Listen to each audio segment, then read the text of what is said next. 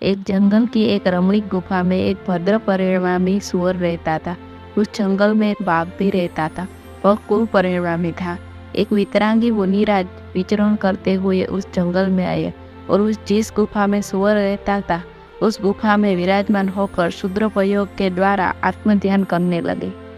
मुनिराज को गुफा में देखकर भद्र परिणामी सूअर को ऐसा शुभ विचार आया कि ओह, यह कोई वितरागी महात्मा मेरी गुफा में पधारे हैं। उन्हें देखकर मुझे अपूर्व शांति मिली। इनके पधारने से मेरी गुफा धन्य हुई।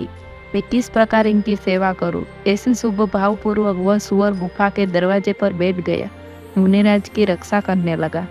उसी समय गुफा के पास आते हुए वाघ को ऐसा असुशोभा आया कि मैं इस मनुष्य मुनिराज को मारकर खा जाऊं तथा वहां स्थित शुद्ध प्रयोग में लीन वे मुनिराज न तो सूअर के ऊपर राग करते थे और न ही वाघ के ऊपर द्वेष करते थे। वे तो सच्चे वितरांगी संत थे। मुनिराज को खाने के लिए वाघ गुफा के पास आया। ऐसा ख्याल सूअर को आते ही वह तुरंत ही बीच में आकर वाघ को रोकने का प्रयास करने लगा। वाघ उस पर टूट पड़ा। वाघ और सूअर दोनों को लड़ने लगे, खूब लड़े। क्रूर वाघ के सामने भी सूअर ने बराबर की टक्कर ली। उसके मन में एक ही धुन थी कि प्राण देना पड़े तो मैं भी मुनिराज को बचाऊंगा। दोनों बहुत लड़े। एक तो मुनिराज के रक्षण के लिए लड़ता और दूसरा मुनि के भक्षण के लिए लड़ता था। लड़ते लड़ते दोनों ने एक दूसरे को मार डाला। दोनों में से वाघ को मरते दुर्गति में गया और सूअर मरकर सुगति में गया। मुनिराज तो ध्यान में ही वितराग भाव से विराजे रहे और केवल ज्ञान प्रकट करके पंचगति को प्राप्त हुए।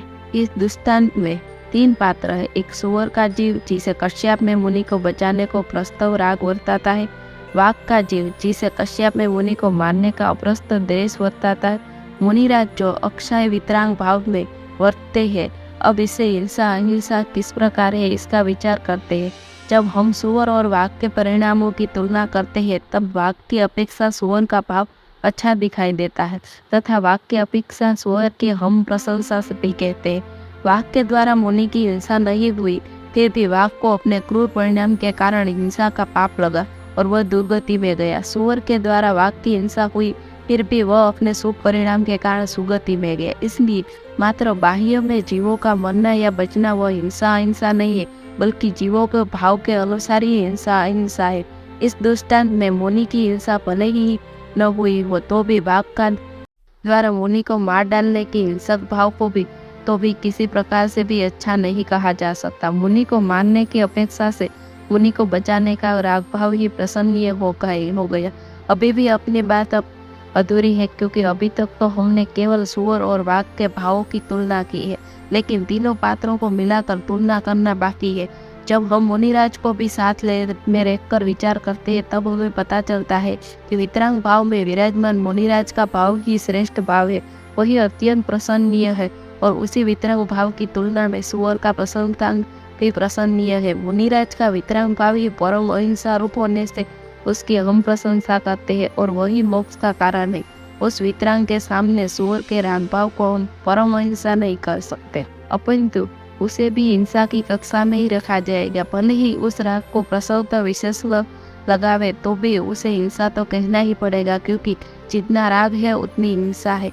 पीतल को प्रस्तव विषय लगावे और प्रस्त पीतल ऐसा कहे तब भी उसे स्वर्ण की जाति में तो नहीं रख सकते। जैसे कोई रागादि रूप हिंसा को प्रस्त विशेषण लगावे, लेकिन इससे वह हिंसा तो नहीं हो सकता।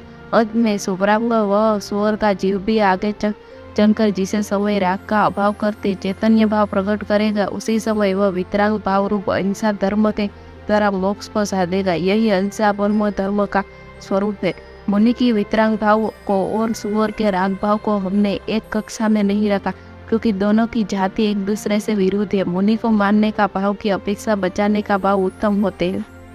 दोनों की कक्षा एक है। जैसे एक ही वर्ग में पढ़ने वाला विद्यार्थी में एक पहले नंबर पास होता है, दूसरा आखिरी नंबर पास होता है, तो भी दोनों की कक्षा एक ही है। वाघ और सूअर दोनों में जितना रागादि कश्यप भाव है उतनी हिंसा है, तथा जो हिंसा है वह अहिंसा नहीं, इसलिए धर्म भी नहीं। मुनिराज का वितराग भाव वह अहिंसा और वही धर्म है। ऐसे वितरागी अहिंसा धर्म की जय हो। जिस सीता के विरह में श्री राम पागल जैसे हो गए थे, उसी सीता द्वारा ललचाए जाने पर भी श्री रामचंद्र जी कि विषय भोगों के प्रति ललचाए नहीं। श्री रामचंद्र मुनि होकर जब निज स्वरूप की साधना कर रहे थे, तब प्रत्येंद्र हुए सीता के जीव ने उन्हें डिगाने की अनेक चेष्टाएं की, लेकिन रामचंद्र जी अपने निज स्वरूप की साधना में दृढ़ रहे और केवल ज्ञान प्राप्त किया।